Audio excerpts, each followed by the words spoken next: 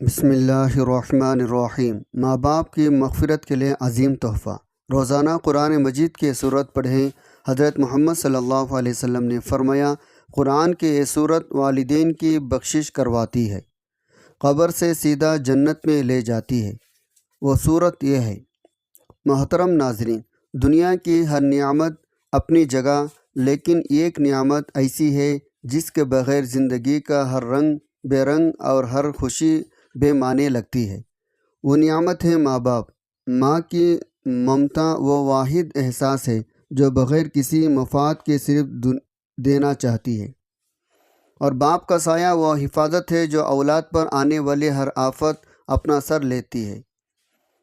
ہم میں سے ہر ایک نے اپنی زندگی کے کسی نہ کسی موڑ پر ماں باپ کی دعاؤں کے اثرات محسوس کیے ہوں گے۔ ان کے چہرے کی مسکراہٹ، ان کے سجدوں کی نمی، ان کی دعاؤں کی تاثیر ہمارے نصیبوں کو بدل دیتی ہے۔ لیکن وقت کی تیز رفتار، دنیا بھی مشکلیں، غفلت کا پردہ ہمیں کبھی کبھار یہ بھلا دیتا ہے۔ وہ ہستیاں، انہوں نے ہمارے لیے اپنا سکون، اپنی نیند، اپنا آرام، اپنی جوانی قربانی کی۔ آج وہ ہم سے صرف ایک دعا کی امید رکھتی ہے، اور اگر وہ اس دنیا سے جا چکے ہیں تو آپ یہ صورت پڑھ کر ایصال ثواب کریں۔ ناظرین، اسلام ایک مکمل ضابطہ حیات ہے جو صرف زندگی کے لیے نہیں بلکہ مرنے والوں کے لیے حقوق، ان سے جڑے اعمال کی بھی تعلیم دیتا ہے۔ اللہ کے نبی نے ہمیں سکھایا مرنے والوں کے لیے کیا کرنا چاہیے، خاص طور پر اپنے ماں باپ کے لیے جو دنیا سے چلے گئے ہوں، جو اپنے اولاد کی طرف امید بھری نگاہوں سے دیکھتے ہیں۔ ان کو ایصال ثواب کرنا، ان کے درجات کو بلند کرنا، ان کے لیے بخشش کی دعا کرنا، یہ سب وہ نیک اعمال ہیں جن کی اسلام میں بے پناہ فضیلت ہے۔ اللہ کے نبی صلی اللہ علیہ وسلم نے ہمیں ایسی صورتوں کی تعلیم دی جن کو اگر کوئی شخص پڑھ کر اپنے ماں باپ یا اہل خاندان کے مرحومین کے لیے ایصال ثواب کرے تو ان پر سے عذاب اٹھا لیا جاتا ہے اور انہیں جنت کی خوشخبری سنا دی جاتی ہے۔ غور کیجئے، جنت وہ مقام ہے جس کے لیے انبیاء اکرام نے دعا مانگی، صحابہ نے قربانیاں دی، اولیاء اللہ نے رضایتیں کی۔ اگر ہم اپنے چند لمحوں نکال کر ان صورتوں کا ایصال ثواب اپنے ماں باپ کو کریں تو یہ کتنا عظیم تحفہ ہوگا۔ اگر لوگ اس غلط فہمی میں مبتلا ہو جاتے ہیں مرنے والوں کو کچھ نہیں پہنچتا، حالانکہ قرآن سنت کی روشنی میں واضح ہے، صدقہ جاریہ، نیک اولاد کے اور ایصال ثواب کا عمل مرنے والوں کے لیے راحت کا سبب بنتا ہے، اور اگر یہ عمل حضور صلی اللہ علیہ وسلم کی بتائی ہوئے مخصوص صورتوں کے ذریعے کیا جائے تو اس کی تاثیر کئی گنا بڑھ جاتی ہے۔ ماں باپ جو اپنی زندگی میں ہماری ہر تکلیف کو اپنے دل پر سہتے رہے، کیا ان کے مرنے کے بعد ہماری یہ معمولی سی کوشش ان کے راحت کا ذریعہ نہیں بن سکتی؟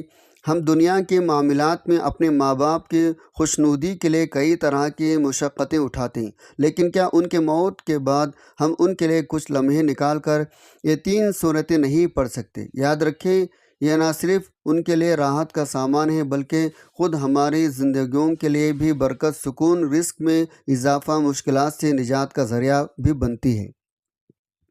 جو دنیا میں اپنے والدین کا حق پہنچاتا ہے، اللہ تعالیٰ اس کے لیے دنیا آخرت کے دروازے کھول دیتا ہے۔ نبی صلی اللہ علیہ وسلم کا فرمان ہے، جب انسان مر جاتا ہے اس کے اعمال منقطع ہو جاتے ہیں سوائے 3 چیزوں کے: صدقہ جاریہ، علم نافع اور نیک اولاد جو اس کے لیے دعا کرے۔ اگر ہم وہ نیک اولاد بننا چاہتے ہیں جو مرنے کے بعد بھی ماں باپ کے لیے صدقہ جاریہ بنے، جن کی زبان سے نکلی ہوئی دعائیں قبر کی تنگی کو کشادگی میں بدل دے، ماں باپ کے چہروں پر نور، دلوں میں سکون اتار دے، تو یہ 3 صورتیں صرف الفاظ نہیں، یہ نور ہیں، روشنی ہیں، مغفرت کی کنجیاں ہیں۔ اگر ہم ان صورتوں کی تلاوت اپنا معمول بنا لیں، ان کا ثواب اپنے والدین یا اہل خانہ کے مرحوم افراد کو ہدیہ کریں، تو یقین جانیں نہ صرف ان کے لیے جنت کی راہیں ہموار ہوں گے بلکہ خود ہماری زندگیوں میں بھی سکون، راحت کا آغاز ہوگا۔ یہ صورتیں کون سے ہیں، ان کے کیا اثرات ہیں، ان کی تلاوت کا صحیح وقت اور طریقہ کیا ہے؟ ان سے جڑے ایسی سچی کہانیاں، عبرتناک واقعات ہیں جو سن کر دل لرز اٹھتا ہے۔ آئے اس روحانی سفر کا آغاز کرتے ہیں اور جانتے ہیں ان 3 صورتوں کو جن کے ذریعے قبر والوں کو جنت کی نوید سنائی جاتی ہے۔ نبی صلی اللہ علیہ وسلم نے فرمایا، اے میری امت کے لوگ، جو مجھے اللہ کہتا ہے میں وہ بات سنتا ہوں۔ پھر فرمایا، اے میری امت کے لوگوں، کیا میں تم کو عطا نہ کروں؟ کیا میں تم کو بخشش کے لیے صورت نہ بتاؤں؟ کیا میں تم کو وہ صورتیں نہ بتا دوں جو تم فوت شدہ ماں باپ یا اہل عیال کے لیے یہ صورت ایصال کرو اور تمہارے اٹھنے سے پہلے بخشش کی نوید ان کو سنا دی جائے؟ کیا تمہارے ساتھ احسان نہ کروں؟ جب تم یہ صورتیں پڑھو اللہ تعالیٰ تمہارے گناہ بخش دے گا، اگلا پچھلا پرانا نیا، جو بھول کر کیا ہو، جو قصدن کیا، چھوٹا بڑا، پوشیدہ اور ظاہر۔ اس کے بعد یہ کلمات تعلیم معاف فرمائے جس سے انسان کی بخشش ان کے والدین اور رشتہ دار جو فوت شدہ گان ہیں ان کی بخشش کے لیے یہ کلمات تعلیم فرمائی۔ پیارے ناظرین، حضرت عائشہ رضی اللہ عنہا بیان فرماتی ہے، میں نے حضور صلی اللہ علیہ وسلم کو شعبان کی ایک شب دیکھا، آپ سجدے کی حالت میں دعا مانگ رہے تھے، بس جبرائیل علیہ السلام تشریف لائے اور عرض کیا، اللہ تعالیٰ نے آپ کی شفاعت پر آپ کی 1/3 امت کی مغفرت فرما دی۔ بس حضور نبی صلی اللہ علیہ وسلم مزید التجا کرتے رہے، پھر یہاں تک کہ حضرت جبرائیل علیہ السلام پھر نازل ہوئے اور عرض کیا، اللہ تبارک و تعالیٰ آپ کو سلام فرماتے ہیں اور ارشاد فرماتے ہیں، میں نے آپ کی نصف امت جہنم کی آگ سے آزاد فرما دی۔ نبی صلی اللہ علیہ وسلم مزید التجا کرتے رہے یہاں تک کہ جبرائیل علیہ السلام پھر نازل ہوئے، عرض کیا، بے شک اللہ تعالیٰ نے آپ کی شفاعت پر آپ کی تمام امت کو جہنم کے آگ سے آزاد فرما دیا، سوائے ایسے شخص کے جس کا کسی کے ساتھ ناجائز جھگڑا ہو یہاں تک کہ وہ اسے راضی کر لے۔ نبی صلی اللہ علیہ وسلم پھر التجا کرتے رہے حتیٰ کہ جبرائیل علیہ السلام پھر نازل ہوئے اور عرض کیا، بے شک اللہ تعالیٰ نے اس بات کا ذمہ لے لیا ہے، آپ کے امت میں سے جس پر کسی کا حق ہوگا اللہ تعالیٰ اس کو اپنے فضل کرم اور اپنے رحمت سے راضی فرما دے گا۔ چنانچہ حضور صلی اللہ علیہ وسلم اس بات سے خوش ہو گئے۔ جب دوسرا شعبان آیا تو حضرت عائشہ رضی اللہ عنہا بیان فرماتی ہے، جب شعبان کی شب ہوتی ہے تو اللہ کے نبی صلی اللہ علیہ وسلم میرے بستر سے نکل جاتے اور آپ نے فرمایا، مجھے خدشہ ہوا کہ شاید آپ اپنے دوسرے ازواج میں سے کسی کے پاس تشریف لے گئے۔ میں آپ کو تاریکی میں گھر میں ڈھونڈتی رہی، میرا آپ کے پیر سے ٹھکرایا۔ اس وقت آپ صلی اللہ علیہ وسلم سجدہ ریز تھے اور یہ دعا پڑھ رہے تھے۔ ترجمہ، میرا دل تجھ پر ایمان لا چکا ہے، میں تیری نعمتوں کا اقرار کرتا ہوں، اپنی بڑی بڑی لغزشوں کا اقرار کرتا ہوں، میں نے اپنی جان پر تجاوز کیا، پس تو مجھے بخش دے، بے شک تیرے سوا گناہوں کو کوئی بھی نہیں بخشے گا، تیرا سزا سے تیرے معاف کی طرف آتا ہوں، تیرا غضب سے تیرے رحمت کی طرف آتا ہوں، تیری ناراضگی سے تیری رضا کی طرف آتا ہوں، تیرا پناہ کی طرف آتا ہوں۔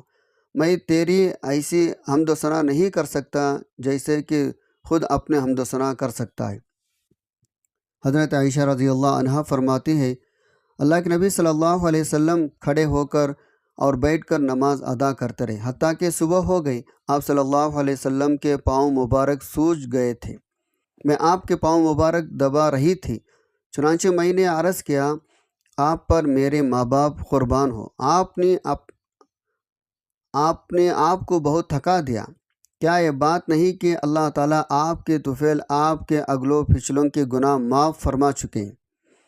آپ نے فرمایا، کیوں نہیں اے عائشہ، تو میں اللہ تعالیٰ کا شکر گزار بندہ نہ بنوں؟ کیا تم جانتی ہو اس رات میں کیا ہوتا ہے؟ میں نے عرض کیا، یا رسول اللہ، کیا ہوتا ہے؟ اس رات میں کیا ہوتا ہے؟ آپ نے فرمایا، اس سال اولاد آدم سے مرنے والے ہر فرد کا نام لکھ دیا جاتا ہے، اس رات میں لوگوں کے اعمال اوپر لیے جانے جاتے ہیں، اس سال کا ان کا رزق نازل کیا جاتا ہے۔ میں نے عرض کیا، یا رسول اللہ، کیا کوئی شخص اللہ تعالیٰ کی رحمت کے بغیر جنت میں داخل ہوگا؟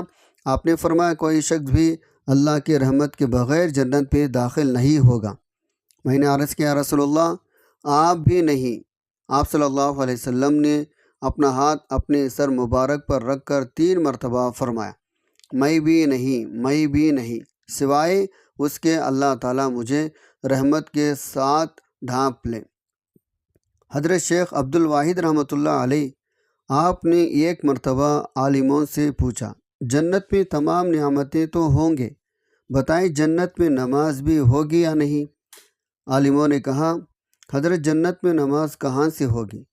جنت الاعمال صالحہ کا جزا کا مقام ہے، تو عمل صالح میں تکلیف کہاں سے ہوگی؟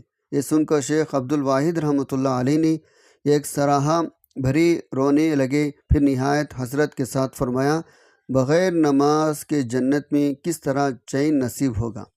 اب میرے مسلمان بہن بھائیوں، ان سعد پاک بازاروں سے نماز پوچھو، انہیں جنت میں بھی بغیر نماز کی کوئی لطف نصیب نہیں ہوگا۔ امیر المؤمنین حضرت عثمان غنی رضی اللہ عنہ کا ارشاد ہے نماز پنجگانہ کے پابندی کرنے والے کو 9 چیزیں انعام میں ملے گی۔ اول خدا تعالیٰ اس کو اپنا محبوب بنا لے گا، دوسرا اس کو تندرستی عطا فرمائے گا، تیسرا فرشتے اس کی حفاظت فرمائیں گے، چوتھا اس کے گھر میں برکت ہوگی، پانچواں اس کے چہرے پر صالحین کا نور ہوگا، چھٹا اس کا دل نرم ہو جائے گا، ساتواں وہ پل صراط سے بجلی کی طرح گزر جائے گا، آٹھواں جہنم سے نجات پائے گا، نواں جنت میں اس کو ایسے لوگوں کا پڑوس نصیب ہوگا جن کی شان میں نیک لوگوں کی بشارت آئی ہوگی، یعنی قیامت میں ان کو نہ کوئی خوف ہوگا نہ غمگین ہوں گے۔ محترم ناظرین، زندوں کے ساتھ اس دنیا فانی سے کوچ کرنے والے ہمارے بھائی اور ہمارے عزیز رشتہ دار ہماری امداد نصرت کے مستحق ہیں، لہٰذا مبارک راتوں میں مقدس ایام میں ضرور انہیں بھی یاد کیا کریں۔ حدیث پاک میں آیا ہے اگر تم میں سے کوئی اپنے بھائی کو نفع پہنچا سکتا ہو پہنچائے۔ صدقہ، خیرات، تلاوت قرآن پاک، ذکر خیر کا ثواب کسی مرحوم کو پہنچا جائے تو یقیناً ان کو پہنچتا ہے اور ان کو اس سے فائدہ بھی ہوتا ہے۔ اس پر حدیث ہے امت مسلمہ میں کوئی بھی ان کا منکر نہیں، اور جو منکر ہے وہ یقیناً گمراہ مسلمانوں کا بدخواہ ہے۔ حضور صلی اللہ علیہ وسلم نے اپنے چچا حضرت عباس رضی اللہ عنہ کو ارشاد فرمایا میں آپ ایسا تحفہ نہ دوں جس سے آپ کی بخشش ہو، کیا میں آپ کو وہ عطا نہ کر دوں جس سے آپ کو جنت کی بشارت ملے؟ حضور صلی اللہ علیہ وسلم نے فرمایا جو شخص اپنی مرحومین والدین یا عزیز و اقراب کے لیے یہ سورت پڑھ کر ان کو ایصال ثواب کرتا ہے تو ان کی بخشش کر دی جاتی ہے، عذاب قبر ان پر سے ہٹا لیا جاتا ہے اور ان کو جنت کی بشارت دی جاتی ہے، اور وہ سورت یہ ہے سورۃ الیاسین۔ حضور صلی اللہ علیہ وسلم کا فرمان ہے جو شخص اس سورت کو پڑھ کر مردوں کو ایصال ثواب کرے گا تو مردوں پر سے عذاب ہٹا لیا جاتا ہے اور ان کی بخشش مغفرت اللہ تعالیٰ کے ذمہ کرم پر آ جاتی ہے اور ان کو بخشش کی نوید سنا دی جاتی ہے۔ پیارے ناظرین، آپ جب بھی اپنے مرحومین والدین یا عزیز رشتہ داروں کو ایصال ثواب کرنا چاہے تو سب سے پہلے حضور صلی اللہ علیہ وسلم کی ذات اقدس پر درود پاک کا نذرانہ ضرور پیش کیا کریں، کیونکہ درود پاک اللہ تعالیٰ کو بہت پسند ہے، اور آپ کا کوئی سا بھی درود پڑھ سکتے ہیں۔ ایک مرتبہ درود پاک میرے ساتھ بھی ثواب کی نیت سے پڑھ لیجیے۔ اللہم صلی علی محمد وعلی آل محمد کما صلیت علی ابراہیم وعلی آل ابراہیم انک حمید مجید۔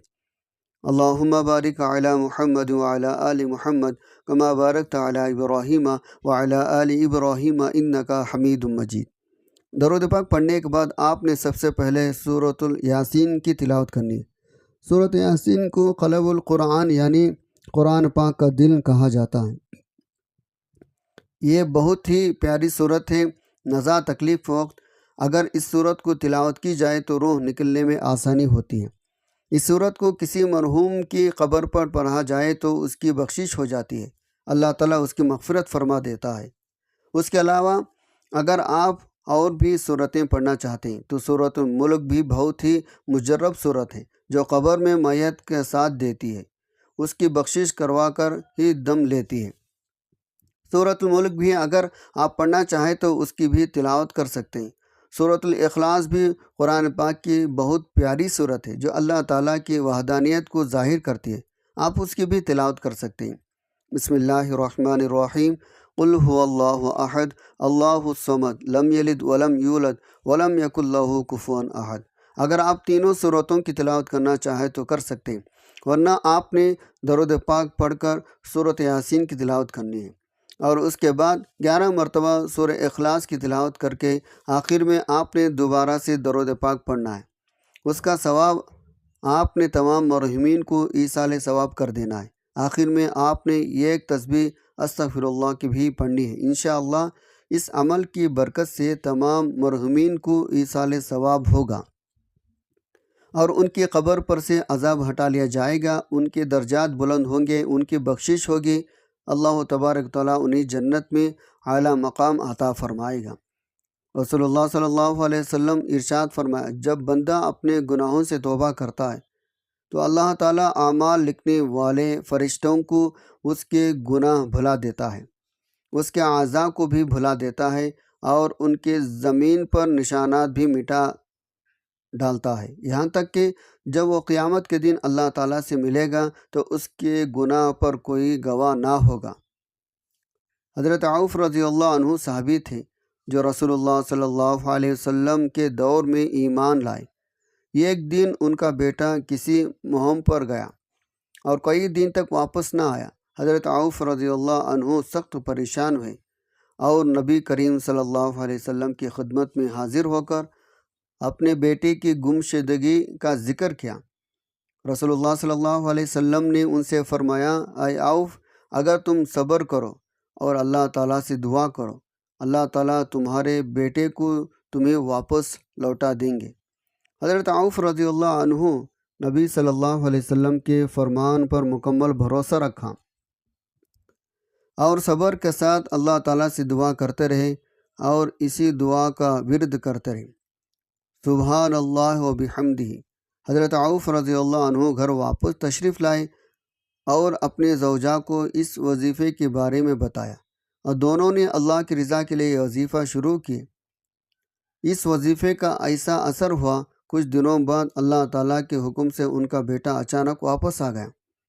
جب لوگوں نے اس سے پوچھا وہ کیسے بچ کر آیا تو اس نے بتایا، میں قید میں تھا اور ایک رات اچانک میرے قید کی رسیاں کھل گئیں، راستہ صاف ہو گیا، میں بحفاظت گھر پہنچ گیا۔ یہ واقعہ اللہ تعالیٰ پر کامل یقین۔ نبی صلی اللہ علیہ وسلم، حضرت عوف رضی اللہ عنہ اور ان کے بیٹے کے واقعے سے ہمیں یہ سبق ملتا ہے، جب ہم سچے دل سے اللہ پر بھروسہ کرتے ہیں اور صبر سے کام لیتے ہیں، اللہ تعالیٰ کے آخری نبی حضرت محمد صلی اللہ علیہ وسلم کی تعلیمات پر عمل کرتے ہیں اور ان کے بتائے گئے کلمات کو دل اخلاص کے ساتھ ورد کرتے ہیں اور دعا کرتے ہیں، اللہ تعالیٰ ہماری تمام مشکلات کو دور فرما دیتا ہے۔ رسول اللہ صلی اللہ علیہ وسلم نے فرمایا، ہر بنی آدم انسان گنہگار ہے، بہترین گنہگار وہ ہے جو توبہ کرنے والا ہے، گناہ دل کو سیاہ کر دیتا ہے۔ اللہ کے نبی نے فرمایا، جب بندہ گناہ کرتا ہے اس کے دل پر ایک سیاہ نقطہ لگ جاتا ہے، پھر اگر وہ توبہ کر لیتا ہے، استغفار کرتا ہے تو وہ صاف کر دیا جاتا ہے، اور اگر وہ دوبارہ گناہ کرتا ہے تو ویسے ہی سیاہی بھرتی جاتی، یہاں تک کہ اس کا پورا دل کالا ہو جاتا ہے۔ اللہ کے نبی نے فرمایا، آدمی گناہوں کی وجہ سے اس رزق میں بھی محرومی کر دیا جاتا ہے جو اس کے لیے لکھ دیا گیا تھا۔ چھوٹے گناہوں کی معمولی نہ سمجھو، اللہ کے نبی صلی اللہ علیہ وسلم نے فرمایا، چھوٹے گناہ کو معمولی نہ سمجھو، کیونکہ یہ مل کر انسان کو ہلا راکھ کر سکتی ہے، جیسے لکڑیاں اکٹھا کر کے بڑی آگ جلا جاتی۔ اللہ کے نبی صلی اللہ علیہ وسلم سے پوچھا گیا، کون سا عمل سب سے بہتر ہے؟ آپ صلی اللہ علیہ وسلم نے فرمایا، تمہارے زبان ہمیشہ اللہ کے ذکر میں تر رہے، ذکر کرنے والوں کو اللہ یاد رکھتا ہے۔ اللہ فرماتا ہے، تم میرا ذکر کرو، میں تمہیں یاد رکھوں گا۔ ذکر الہی سب سے افضل عمل ہے۔ ذکر الہی دل کو سکون دیتا ہے۔ قرآن مجید میں اللہ تعالیٰ کا ارشاد فرماتا ہے، جان لو اللہ کے ذکر سے دلوں کو سکون ملتا ہے۔ حضور صلی اللہ علیہ وسلم نے فرمایا، جو شخص سبحان اللہ و بحمدہ 100 مرتبہ کہے، اس کے سارے گناہ چھوٹے معاف فرما دیے جاتے ہیں، خواہ سمندر کے جھاگ کے برابر ہی کیوں نہ ہو۔